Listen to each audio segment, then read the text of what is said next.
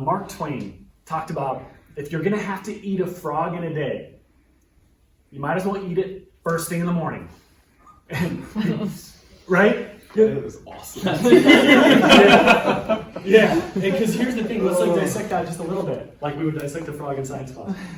Like if you know you're gonna have to eat this thing, the temptation is to be like, staring at this thing. The more we stare at it, the bigger it gets, and then it starts to consume the energy and it sucks the joy out of our day. And we keep pushing it up, and we push it up. Do the thing you fear, and the death of fear is certain.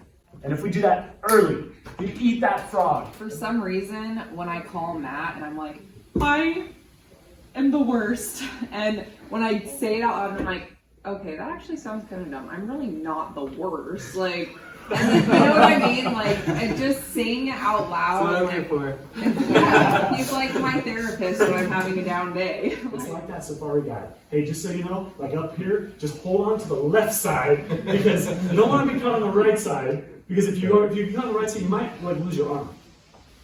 But if you stay far to the left, like and so having a guide willing to be vulnerable and transparent is half of the battle in getting through the inevitable suck. The fixation error is when we fixate on what we don't want. I don't want to run into the curb. I don't want to run into the curb. I don't want to run into the curb. I don't want to run into the curb. And you're like staring at the curb. I don't want to run into the curb. And then whammo! We run straight into the curb. It's normal to fixate on what we don't want. It's normal to focus there. But normal doesn't lead to success. 1, 2, 3, Alleva!